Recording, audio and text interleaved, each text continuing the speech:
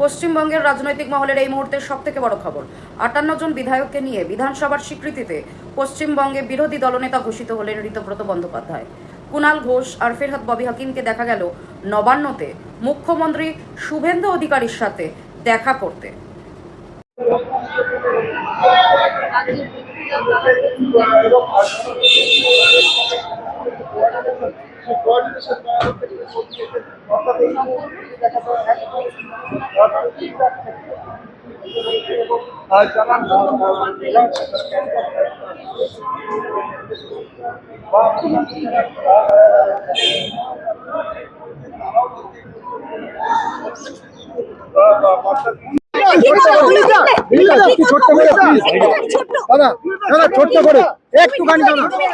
আজকে বিরোধীরা অভিযোগ করছে তাদের এলাকায় কাজ হয়নি, মানে কি বলবেন?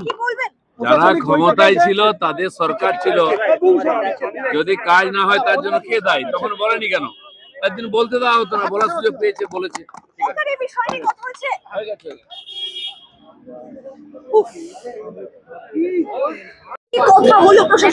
প্রশাসনিক বৈঠক দেখতেই পেয়েছেন। প্রশাসনিক বৈঠক হয়েছে, বিভিন্ন বিধায়ক এবং সম্মানীয় মন্ত্রীরা তাদের বিভিন্ন বিষয়ে রেখেছেন সম্মানীয় মুখ্যমন্ত্রীর কাছে। মুখ্যমন্ত্রী সচেষ্ট হয়েছে সেই সমস্যাগুলো সমাধান করার জন্য।